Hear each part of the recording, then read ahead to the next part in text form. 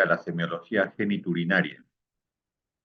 Pero para hablar de semiología geniturinaria, lógicamente tenemos que hablar primeramente de la historia clínica. Y la historia clínica inicial, ya saben que ustedes, es sectoscopía, anamnesis, examen físico. Vamos a dedicarnos un poco a lo que es la anamnesis dentro de la historia clínica y vamos a revisar, lógicamente, vamos a revisar varios elementos del caso, ¿no? En la ectoscopía, lógicamente, ustedes saben que generalmente lo que valoramos son las facies, ¿no? Las facies. Y las facies están en relación justamente a elementos signológicos de lo que es los elementos de fascia botagada, palidez terrosa y edema generalizado. Es lo que podemos observar en un paciente que tiene signología de tipo urinario. Si ustedes gustan de tipo renal y urinario. Entonces, estos elementos son muy importantes recordar. En ectoscopía me va a llamar las fases abotagadas, me va a llamar la atención el edema palpebral, ¿no? Debajo de los párpados, me va a llamar la palidez, pero no cualquier palidez, sino la palidez terrosa, que está en relación a uremia, nos va a llamar el edema generalizado permanente, ¿no? Que no tiene cambios. Entonces, ectoscópicamente tenemos esto. Si nos vamos ya a anamnesis y vamos a valorar la edad, el género, el lugar de procedencia y ocupación, ¿no? Entonces, tenemos que preguntar a nuestros pacientes que tienen problemas de tipo urinario, nefrológico, ¿no? Problemas que de acuerdo a la edad van apareciendo, ¿no? Van apareciendo en ese sentido. Son diferentes patologías en los grupos etarios, ¿no? Hemos puesto género, en sí es sexo, ¿no? Tenemos la mujer que está más expuesta a las infecciones urinarias que los varones, ¿no? En relación a la procedencia es muy importante porque hay que tener en cuenta si son pacientes en nuestro Perú que vienen de la costa, de la sierra o de la selva, ¿no?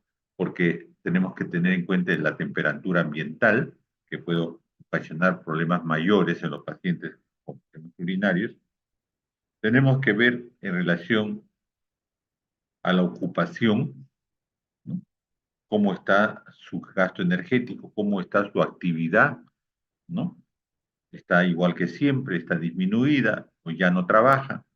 Tenemos que ver en este hecho la hidratación. Los problemas urinarios muchas veces conllevan a sobrehidratación, que es el edema generalizado, o a una hidratación baja por una pérdida urinaria violenta, ¿no? Aumento del volumen urinario. Entonces, miren en filiación lo importante de todo el paquete de filiación, ¿no? ¿Qué elementos podemos tener en cuenta en relación a aparato urinario?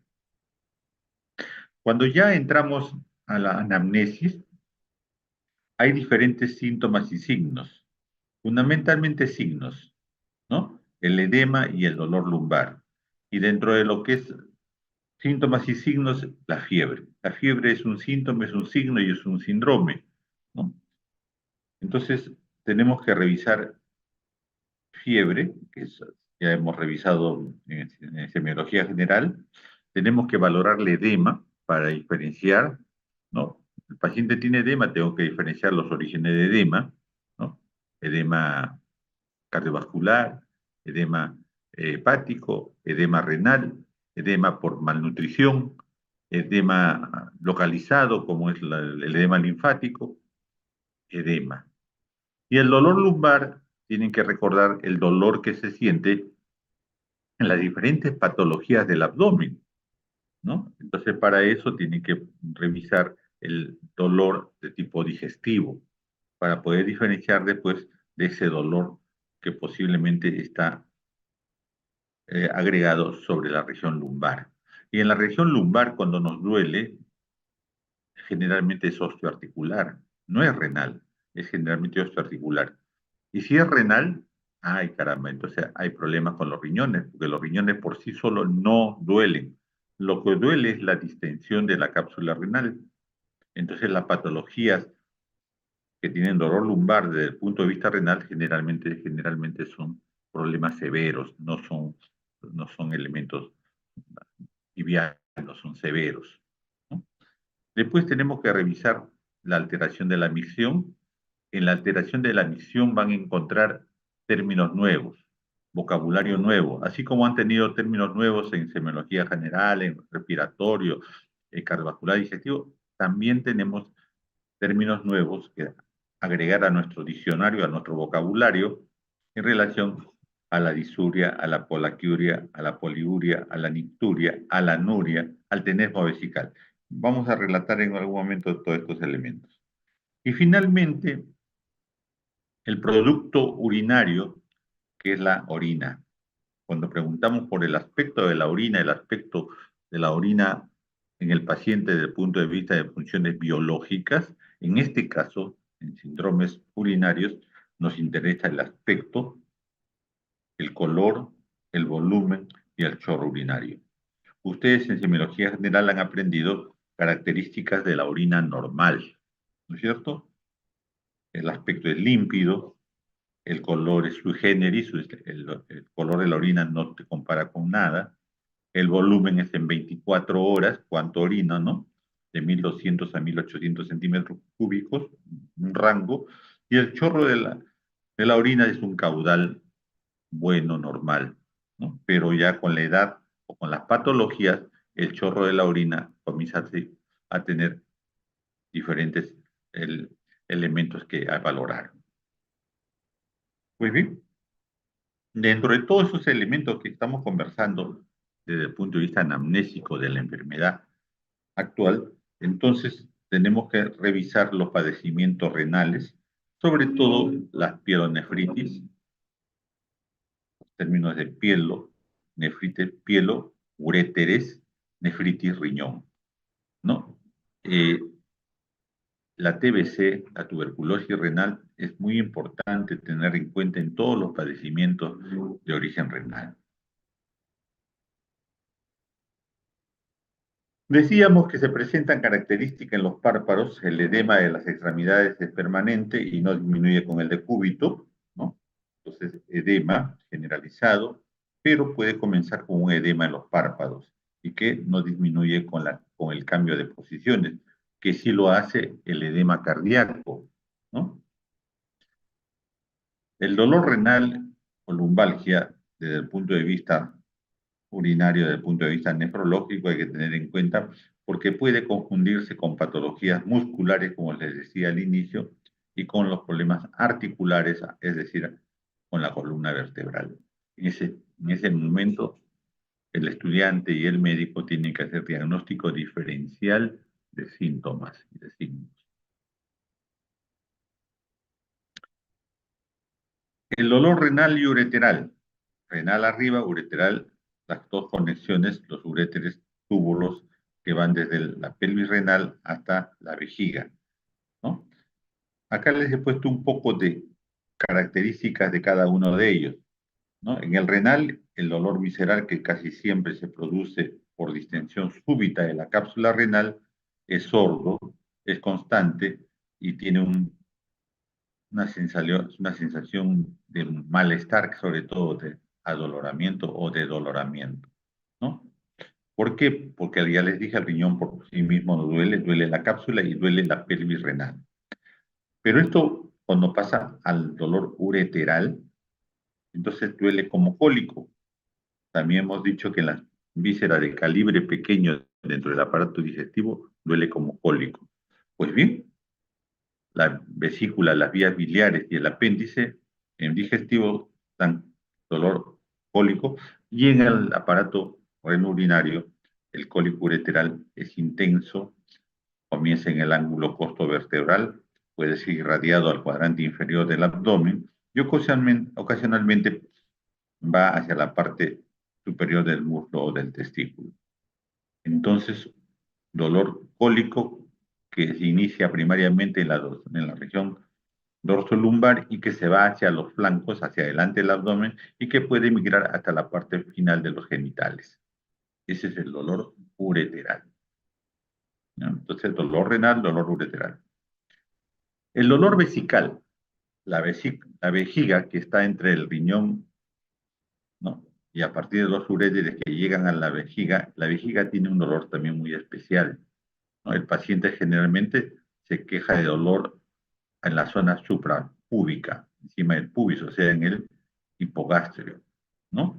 También el dolor es espasmódica, o sea, por contracción muscular. Recuerden ustedes que la vejiga es un músculo, entonces la contracción muscular le produce espasmo, ¿no?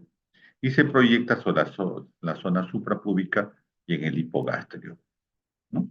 Entonces, recordemos localización y características del dolor vesical. Finalmente, la uretra, la parte final del aparato urinario, después de la vejiga, es la uretra. Tenemos la uretra anterior, la uretra posterior, ¿no? Tenemos que es un tubo pequeñito, ¿no? Y por lo tanto también está expuesto a manifestaciones dolorosas, sobre todo a la hora de orinar y también en el momento de la erección en el varón, ¿no? Pues bien, la uretra generalmente está relacionada su dolor con la misión, o sea, al momento de orinar. El dolor que se produce durante el acto de orinar se denomina disuria. El dolor que se produce durante el acto de orinar se denomina disuria, ¿no? Y generalmente hay que preguntar, además de que le duele al orinar, cómo comienza el chorro, ¿no? Y cómo termina. Y pues bien, el dolor puede ser al inicio, durante toda la orina o al final. Muy importante. Acá tienen el esquema genitourinario, ¿no? La parte más alta, los riñones, tenemos el cálicis, los cálices renales y finalmente los uréteres. Los mismos derecho e izquierdo que llegan hasta la vejiga y finalmente de la vejiga, ¿no? Hacia la uretra. Lógicamente, al migrar la orina, al caer la orina de la pelvis renal hasta la vejiga, puede sufrir trastornos. Y los trastornos pueden deberse a diferentes causas. Una de ellas pueden ser los cálculos que migran por el túbulo. Pues bien, ¿qué síntomas se producen? Disculpen, antes de eso, las molestias y los problemas urinarios pueden tener dos momentos. Uno, la zona alta, o sea, problemas urinarios altos, infección urinaria alta, que compromete los riñones, la pelvis renal y los uréteres, altos. Y los problemas urinarios bajos a partir de la vejiga y la uretra. Pues bien, cuando hablamos de vejiga y de uretra, ¿no? Infección urinaria baja, puede estar asociada a disuria, dolor al orinar, polaquiuria, orino poco, pero con sensación de querer seguir orinando, urgencia miccional, tengo la sensación de orinar sí o sí. Si no le hago caso a esa urgencia miccional, mojo pues la ropa interior. El tenesmo vesical, quiero orinar, abro el caño, pero no orino nada. Tenesmo vesical, sensación de orinar con volumen urinario cero. Y el dolor suprapúbico que estábamos hablando, ¿no? Que está en relación a la vejiga. Todos estos elementos pues, constituyen síntomas, ¿no? Síntomas urinarios bajos.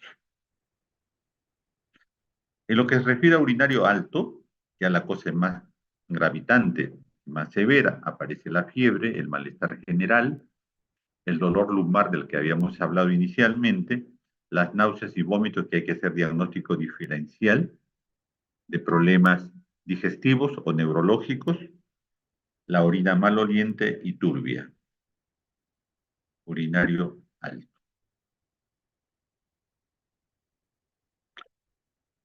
Hay algunos elementos o manifestaciones en la insuficiencia renal crónica.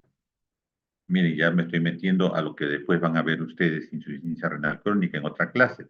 Pero desde el punto de vista de la historia clínica, desde el punto de vista de la anamnesis, los pacientes pueden decirnos nosotros náuseas, vómitos, pérdida del apetito, adelgazamiento, prurito genital, debilidad, astenia, ¿no? Malestar, letargia, confusión, anemia, ya hemos quedado la anemia, la palidez terrosa, hipo, ¿no? Insomnio, no puedo dormir. Todos estos síntomas generales pueden estar asociados a insuficiencia renal crónica. No es agudo, sino es su evolución es en el tiempo, en el tiempo. En el varón, ya me voy al varón, independizo a la mujer del varón, en el varón tenemos una glándula, la glándula prostática, la próstata, ¿no? Que es la que acumula todo lo que es los fluidos que van a acompañar a los espermatozoides hacia el semen, ¿no? El mismo que con la evolución de la vida del varón pueden llegar a un problema de crecimiento prostático y dar molestias de prostatismo crónico. Igualmente, en el varón va a haber disuria, polaquiuria, tenemos vesical, disminución de la fuerza. Esto es importante, disminución del tamaño del chorro, el caudal de orina, goteo al final de la orina, cierro el caño, varón, por encima de los 50 años, 60 años, y sigue goteando, ¿no? Retención de la orina, urgencia miccional, incontinencia urinaria, bifurcación del chorro. Al momento de bifurcación del chorro es lo que tenía que explicarles, que es el paciente mayor orina y salen dos chorros, ¿no? Dos hilos de orina, bifurcación del chorro. Todo esto, síntomas asociados a crecimiento prostático. Después tenemos otra sintomatología que está asociada a la litiasis renoureteral, o sea, a los cálculos que salen o se originan en el riñón, salen por la pelvis renal y se van por los uréteres. Estos producen un dolor tipo cólico, hemos quedado, súbito, muy intenso, con irradiación al muslo, a la área genitourinal, a la área inguinal. Esto puede suceder en hombres y mujeres. Se puede acompañar de tenesmo vesical y de disuria. Puede o no presentar fiebre o cualquier otra manifestación urinaria. El dolor no calma con posición antálgica. No calma con posición antálgica. Miren este paquete de molestias que les estoy contando y que después van a revisar nuevamente en la teoría en relación a la litiasis genitourinaria, o sea, los cálculos, a las piedritas. Entonces, miren todo lo que tienen que ustedes ir revisando, entendiendo y comprendiendo de lo que el paciente nos puede decir, de acuerdo a la edad, de acuerdo al sexo. Esto, todo lo que hemos conversado es la enfermedad actual. Con todas estas sintomatologías que hemos conversado, ustedes tienen la obligación de preguntar dentro de los antecedentes personales, de acuerdo al nivel, ¿no?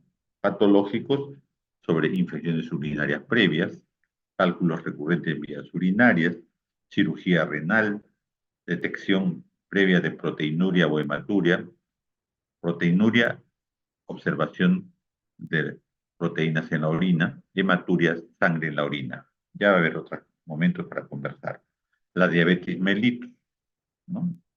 El aumento del azúcar en sangre, diabetes mellitus tipo 1 o 2, pueden condicionar problemas urinarios fundamentalmente renales. La gota, ¿no? El acompañamiento del ácido úrico, la hipertensión arterial, enfermedades del colágeno, lupus eritematoso sistémico, la poliarteritis, la enfermedad de Joffre, la granulomatosis de Beckner, la púrpura Henoch-Schönn. Todos estos problemas, que más adelante los van a ver, pueden producir problemas urinarios, ¿no? Y habría que preguntarle al paciente si ha tenido o no biopsia renal. Estamos hablando en el capítulo de antecedentes, lo que preguntamos al paciente. Podría ser en forma espontánea lo que nos cuente el paciente. Si no nos cuenta, preguntamos. Pero para eso tenemos que recordar. Y en este primer momento tienen que tener una lista a la hora de conversar con sus pacientes. Preguntar a los pacientes si tienen historia de exposición a drogas farmacéuticas, medicamentos, como son los AINES, ¿no? antiinflamatorios no esteroideos, los aminoglucósidos, que es una familia de antibióticos, ¿no? Aminoglucósidos, farmacología, acuérdense, gentamicina, micacina, estreptomicina, canamicina. Todos estos aminoglucósidos en uno o mayor grado pueden producir problemas urinarios, porque también son medicamentos que curan las infecciones urinarias, pero que el paciente puede tener molestias por el uso de los mismos. Los quimioterapéuticos, la ciclofosfamida, muchas enfermedades utilizan la ciclofosfamida y por lo tanto pueden condicionar problemas renales. El abuso de los psicofármacos, ¿no? Todo el mundo tiene problemas de depresión, tiene problemas de angustia, tiene problemas de llanto, problemas de todos los tipos que antes la fuerza de voluntad los curaba, ahora todos buscan al psicólogo y finalmente terminan en el psiquiatra y toman psicofármacos. Estos psicofármacos en el tiempo inicial o posterior pueden ocasionar problemas renales. Pacientes que por su trabajo están en relación al plomo, al oro, al candamio, pues, para metales pesados que pueden ocasionar pues, problemas renales. La familia puede tener problemas de tipo geniturinario y pudieran ser una predisposición del paciente, no digo que es enfermedad genética, no, una predisposición a tener problemas renourinarios, ¿no? Y ahí los tienen la poliquistosis renal, la diabetes mellitus, la hipertensión arterial, la litiasis urinaria, el cáncer de próstata, las colangenopatías. Estoy hablando no en el paciente, en este caso en los familiares, padres generalmente. Los padres pueden haber tenido esos problemas y el paciente puede ser receptivo, ¿no?, de estos problemas. Tenemos que preguntar al paciente si espontáneamente no nos cuenta la incontinencia urinaria. Hay de esfuerzo, hay incontinencia permanente, hay incontinencia posmisional, el chorro de 2 porciones que le estábamos hablando. En este caso, hombres y mujeres. La orina es un elemento físico, producto urinario, puede tener signos que nos pueden orientar a procesos nefrológicos. Por eso es importante preguntar por las características de la orina. Fundamentalmente, hematuria y piuria. Pero el paciente no va a hablar por la piuria macroscópica, o sea, una orina turbia, una orina lechosa, no puede estar hablando de una piuria. Y la hematuria, lógicamente, una orina con sangre. Para esto, en práctica, la prueba de los 3 vasos es muy importante recordarlo. Por favor, pregunten a sus profesores la prueba de los 3 vasos, o ustedes mismos revisen. Después tenemos nosotros lo que podemos encontrar en la exploración física general. Las fascias renales que están caracterizadas por el edema de cara, ojo, el edema de localización palpebral. Debajo de los ojos, el párpado se edematiza. Puede haber palidez de los tegumentos, ya hemos quedado que la palidez marcada, ¿no? Y paciente que tiene movimientos lentos en las actividades. En la inspección, ¿no? No nos olvidemos de lo que son las fosas lumbares, ¿no? Valorar el abdomen buscando simetrías. Y hemos hablado en aparato digestivo que la inspección del abdomen para revisar en mi abdomen derecho e izquierdo, observar el ombligo y características de las mismas. Pues bien, en geniturinario también se hace lo mismo. En la palpación digestiva, la palpación del abdomen buscando superficial y profunda, la palpación del hígado, del vaso, de las asas intestinales, se asocian ahora a buscar justamente la palpación del riñón en pacientes en las cuales pudiéramos encontrar por el crecimiento. Normalmente el riñón no se palpa, solamente se puede hacer palpateo en pacientes delgados. Ahí tienen ustedes la palpación bimanual de Guyon, un médico cuya técnica, sí, yo personalmente les enseño a los pacientes, a los alumnos, un paciente que podamos hacer la palpación bimanual de Guyon. El peloteo renal, siempre también es, al mismo tiempo de hacer la palpación bimanual de Guyon, pudiéramos hacer la palpación del peloteo renal, es a dos manos, ojo, la mano izquierda debajo de la columna, disculpen, debajo de la zona lumbar posterior, y haciendo con la mano derecha el peloteo en este caso, empujando hacia abajo el abdomen de ese lado y buscando que el impulso que se da hacia abajo haga que rebote el riñón y lo podamos palpar siempre con la mano derecha. Los puntos renoureterales, muy importante, en práctica los van a aprender, ¿no? Los puntos renoureterales superiores, medios, inferiores. Puntos renoureterales superiores, medios e inferiores. Acá tiene una literatura de lo que son ellos, pero yo fácilmente lo que les digo es que observan el ombligo paralelo en derecha e izquierda están los bordes de los músculos rectos del abdomen, los músculos rectos del abdomen, tienen que acordarse de anatomía, y al nivel del ombligo, en el borde externo de los rectos del abdomen, derecho e izquierdo, están el punto reno ureteral superior. Punto reno ureteral superior. Entre el ombligo y el pubis, entre el ombligo y el pubis, a mitad de camino, a la mitad de camino entre el pubis y el ombligo, siguiendo el borde externo de los rectos, encuentran el punto reno ureteral medio. Punto reno ureteral medio. Y el punto renoureteral inferior ya no lo voy a buscar por el abdomen anterior, lo busco con el tacto rectal. ¿Por qué? Porque siendo el primero, el renoureteral superior, la subida del uréter y la primera curvatura del uréter, lo renoureteral medio es la curvatura cuando el uréter se va hacia abajo, se va hacia la región posterior, y el renoureteral inferior es cuando los dos uréteres llegan por la región posterior de la vejiga y se incluyen.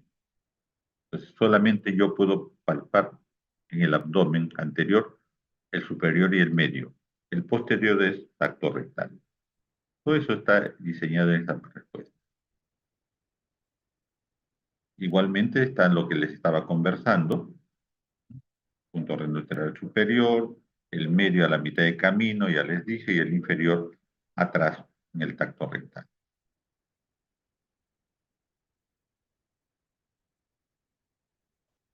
Pues bien, estos puntos renoureterales superior, medio y posterior se palpan, normalmente no duelen, no duelen. Cuando son dolorosos es porque hay un proceso inflamatorio en esas curvaturas renoureterales. Pues bien, otro elemento que se palpa son los puntos ureterales. Y estos puntos ureterales se pueden hacer justamente desde el punto de vista de la puño de percusión. Tenemos los puntos dolorosos, ¿no? Renoureterales posteriores en la región lumbar. Miren ustedes, esta sería la zona muscular, ¿no? Primero, viniendo de la zona superior hacia la zona inferior, primero tenemos la última costilla, la 12ª costilla, ¿no? Y el ángulo que forma el mismo con la columna vertebral será, pues, costo vertebral, costilla, vértebra. Este es un ángulo, acá está el ángulo, ¿no? Izquierdo y el derecho al otro lado. Pero si yo bajo más, vamos a encontrar el músculo dorsal ancho, y ese también forma un ángulo con la vértebra, con la columna vertebral, y ese será el punto costo muscular. El primero, costo vertebral, el segundo, costo muscular. Pues bien, estos puntos se percuten con el puño. En práctica lo van a hacer. lo van a hacer. ¿Y qué es lo que buscamos? Acá está la literatura que les estoy dejando. Lo que vamos a buscar es que al producir el golpe hagamos vibrar el riñón conjuntamente con la pelvis renal. Lo que buscamos es que vibre. Normalmente no duele, pero si la pelvis renal está inflamada y está con cálculos, el dolor va a ser intenso. Después vamos a tener otra clase ya de litiasis renal para poder conversar. Solamente acá para decirles la evolución del dolor. El dolor ureteral, disculpen, renal y ureteral pueden comenzar siempre en la región posterior. En la región posterior, el renal, que es más superior que el ureteral, mientras el renal se queda fijo en esa área superior, el ureteral es un dolor que va de atrás hacia adelante y puede llegar, como decíamos inicialmente, hasta los genitales externos. Genitales, ojo, en el hombre y en la mujer. Acá está la técnica de la percusión de los puntos vértebro-medular, ¿no? Y vértebro-muscular. Ahí está. Esta es la técnica, ¿no? Se pone la mano normalmente en el punto donde vamos a golpear y golpeamos con nuestro puño la mano. También se puede hacer en forma directa, pero preferir poniendo la mano porque amortigua el golpe, que a veces la técnica no es tan eficiente y podemos producir dolor intenso que tampoco es pertinente. Ahí tienen la percusión. Eso lo van a hacer ustedes en la práctica. La percusión reno-ureteral en los puntos vértebro, eh, vértebro muscular, ¿no? Y vértebro costal. Todo eso lo van a ver con sus profesores. La auscultación. Doctor, ¿y se puede auscultar en el estudio geniturinario? Sí. Lo que vamos a buscar en la auscultación es sonidos patológicos, sonidos que se producen fundamentalmente en la arteria. Así como se han visto y han escuchado soplos cardíacos, puede escucharse soplos, pero ya no cardíacos, sino vasculares, la aorta. Por diferentes motivos, la aorta se depleta, se produce un aneurisma y ese aneurisma produce que el torrente sanguíneo choque con las paredes y produzca un soplo. Entonces, puede haber soplo en la zona abdominal, ¿no? Y el estetoscopio nos permite justamente buscar y escuchar soplos. ¿Dónde voy a buscar? En las áreas postovertebrales, ¿no? Fundamentalmente, ¿no? El soplo que podemos escuchar está asociado al primer ruido cardíaco, es un soplo de estenosis o aneurisma de la arteria renal o femoral.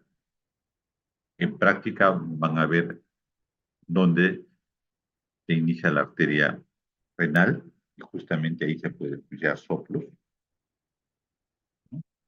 También se puede escuchar soplos en la bifurcación de la arteria aórtica hacia las femorales. Es más, donde llega una bifurcación de la arteria en la zona más débil del área arterial y se pueden producir los aneurismas, los cuales pueden producir soplos. Finalmente, vamos a revisar la exploración ginecológica desde el punto de vista externo y, y el conocimiento recordaris de lo que son los órganos genitales internos. Pues bien, en forma externa, en la mujer podemos observar el monte de Venus, los labios mayores y menores, el meato urinario, el clítoris, el introito vaginal y el perineo. El monte de Venus es parte anatómica de la mujer, un acúmulo de tejido adiposo sobre el cual está el vello pubiano, es importante en la actividad sexual para evitar los traumatismos del acto sexual. Lógicamente, muchas mujeres, por razones estéticas o del mundo en el que viven, se rasuran el monte de Venus. Les puede traer problemas, porque Diosito lindo para algo nos creó esos elementos, pero la función justamente es el amortiguamiento en la actividad sexual. Y estos pueden cambiar, ¿no? En el varón el monte de Venus es en forma romboidal y en la mujer se forma triangular.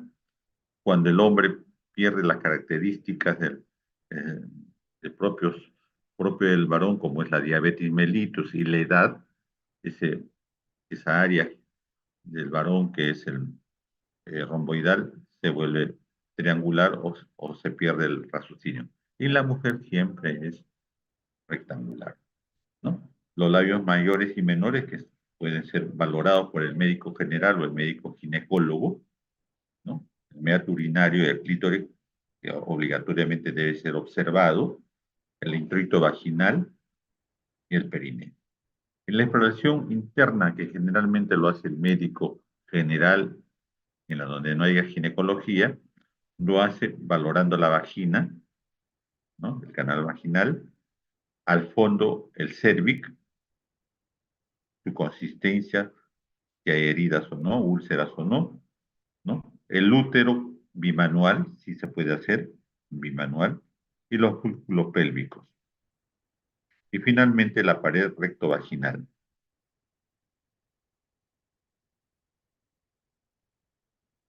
Ahí tienen ustedes el diagrama de lo que hemos conversado, ¿no? Los elementos que se tienen que observar en el examen físico de la mujer.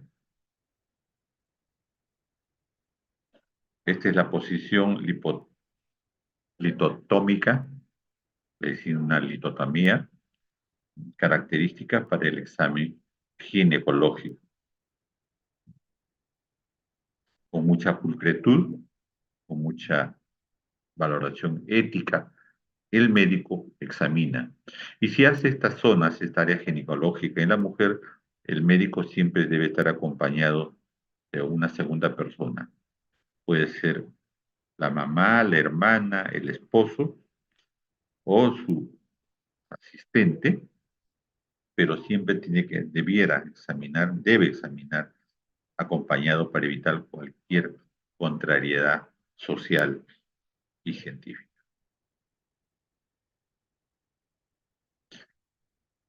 Puede encontrar como patologías en la glándula de Bertolino el quiste de Bertolino. La paciente viene con dolor intenso en el área del introito vaginal, el dolor es intenso en emergencia, la paciente llega con dolor intenso, el médico examina y encuentra justamente un quiste de Bertolino. Se ha obstruido el, el orificio de la glándula de Bertolino, crece, lo único que le queda al médico para solucionar el problema es un pequeño piquete, un pequeño cortecito con el bisturí y evacúa toda esa secreción que ha aumentado y que generalmente está contaminada, ¿no? Entonces, las glándulas de Bertolino pueden sufrir el aumento de su tamaño, producir dolor intenso y generalmente es una emergencia, ¿no?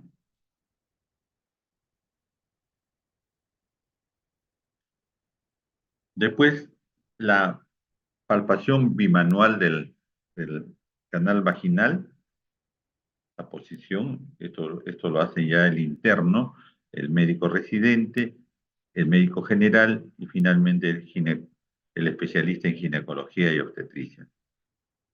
Pero es importante ustedes que sepan que existe desde este momento. Y cuando lleguen a ginecología, porque van a llevar ginecología y van a examinar en esta forma, sepan que existe toda una valoración previa. La palpación es bimanual.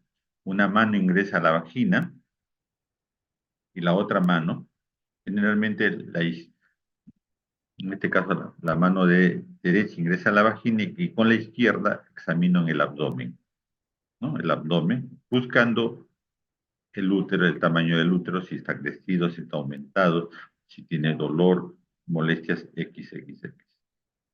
Pero la palpación es bimanual. Ah, fisiológicamente, en forma normal, el útero puede estar en una posición anteflexa, o sea, el útero colocándose hacia la región anterior del abdomen, es la gran mayoría, el 80% de mujeres tiene el útero antiflexo, pero hay mujeres que tienen con la posición del útero hacia la columna vertebral. Es una posición retroflexa.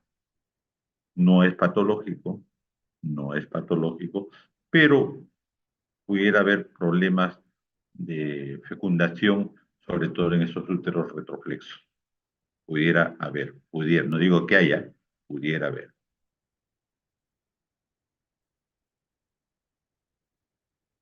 Ok, acá en esta lámina es para que ustedes tengan un seguimiento secuencial de lo que estamos conversando.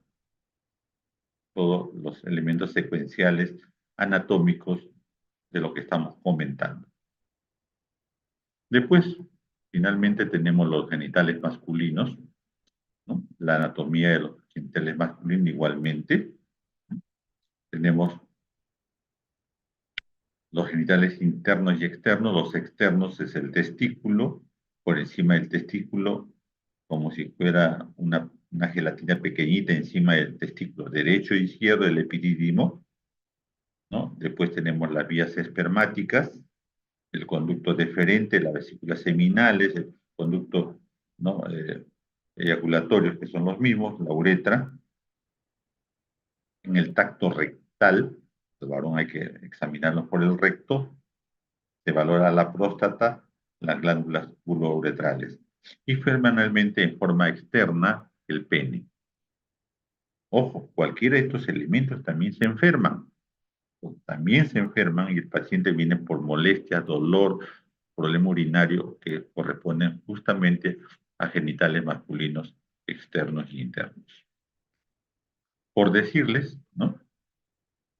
En el varón es muy frecuente, ¿no? Las verrugas venéreas, el herpes genital. En la mujer también pueden haber estos elementos, verrugas venéreas, que son unos pequeños crecimientos de carnosidades muy pequeñitas de la cabeza de un alfiler.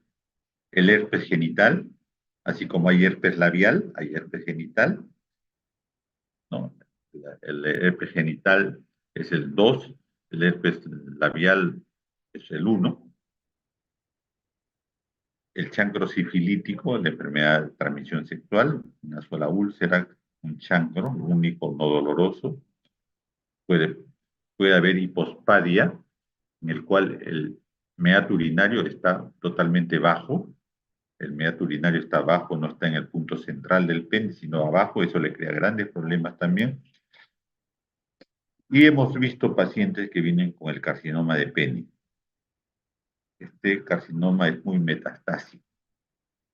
Metastásico significa que se extiende violentamente a otras áreas. Entonces, tienen ustedes el prepucio, que es ¿no? Es el elemento que va encima del glande, ¿no? El prepucio. El prepucio puede tener patologías de ser muy largo, ¿no? O muy corto. Lo ideal es que sea corto.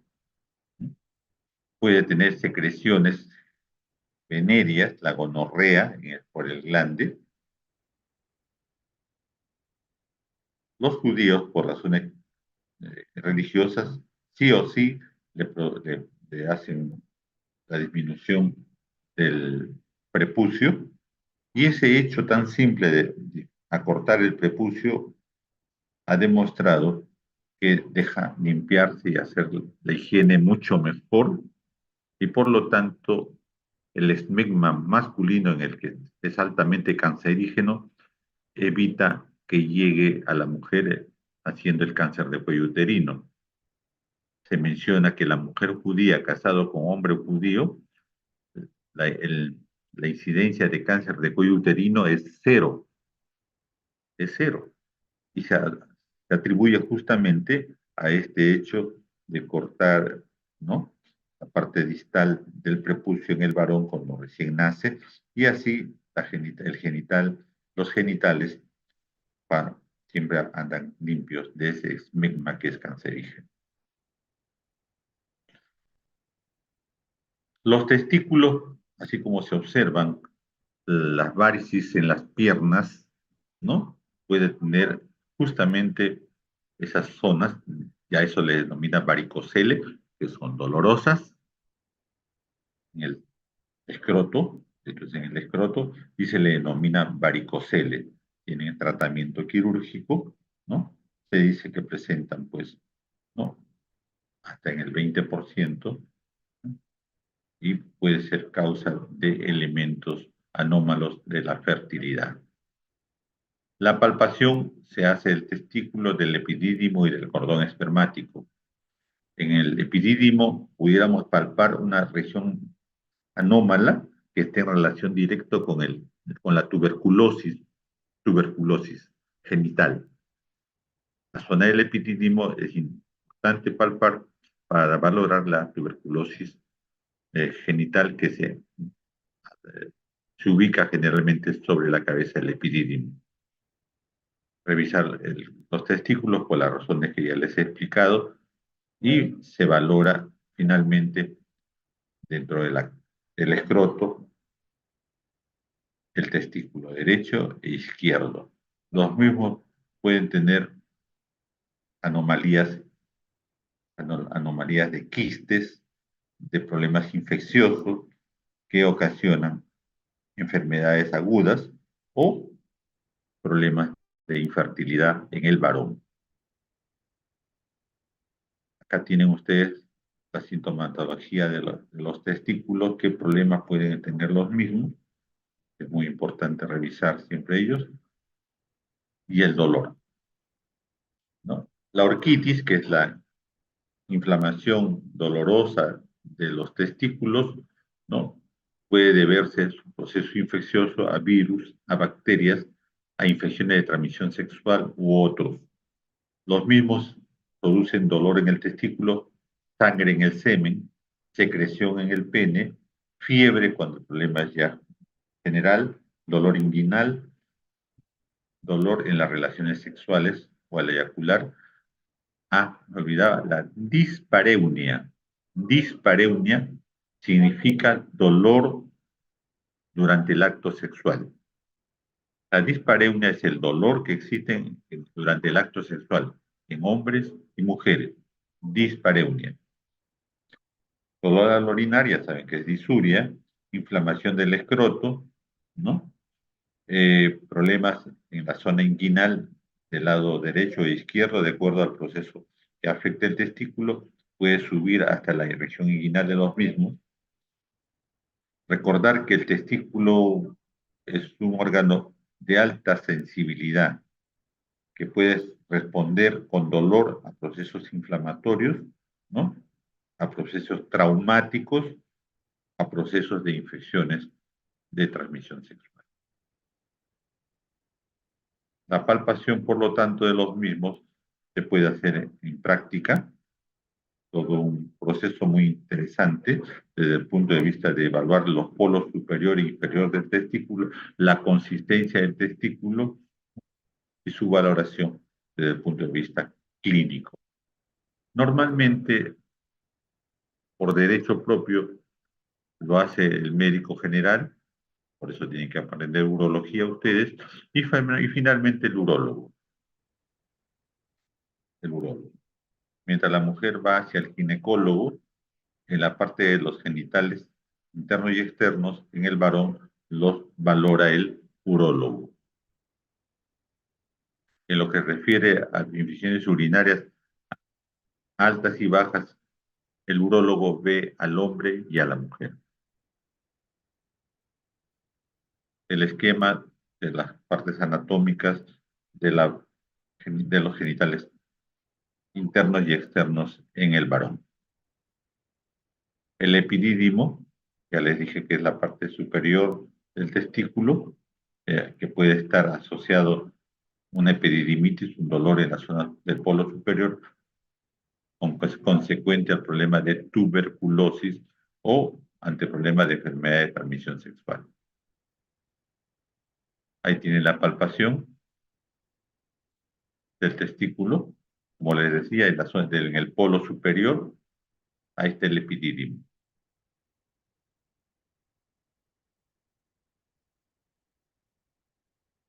El hidrocele es el acumulamiento de líquido dentro de la cavidad escrotal, no en el testículo, sino en la cavidad escrotal, que pueden hacer que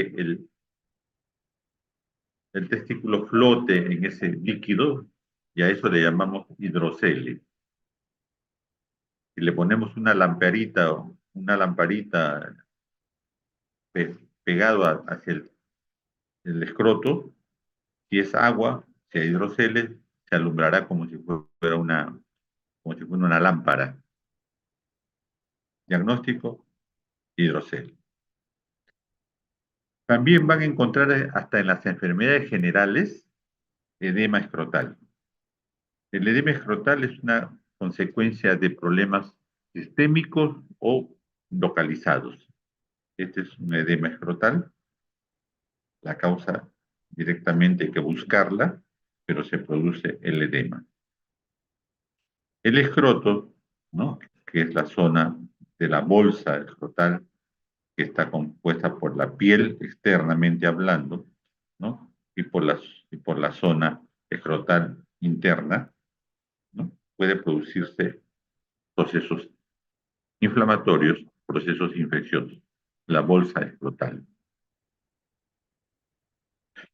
La próstata y las glándulas vulvouretrales, que son los que producen los líquidos seminales en la que fluye el semen, en este caso los espermatozoides, justamente estas ayudan a viabilizar la secreción espermática en el acto sexual, en la cópula, ¿no?, y producir justamente elementos fisiológicos de eyaculación en la cópula que tengan. Pero, como ya lo dijimos al inicio, la próstata puede sufrir en el tiempo, con la edad, problemas inflamatorios, benignos y malignos. La próstata siempre se examina con el tacto rectal, a través del recto. Todos esos elementos lo van a conversar con sus profesores de práctica. Muy bien, es lo que les quería conversar en este momento, ¿no?, para que ustedes tengan una idea global, generalizada, y recordar los elementos anatómicos, fisiológicos y clínicos que deben tener al comenzar esta rotación. ¿Alguna pregunta, por favor?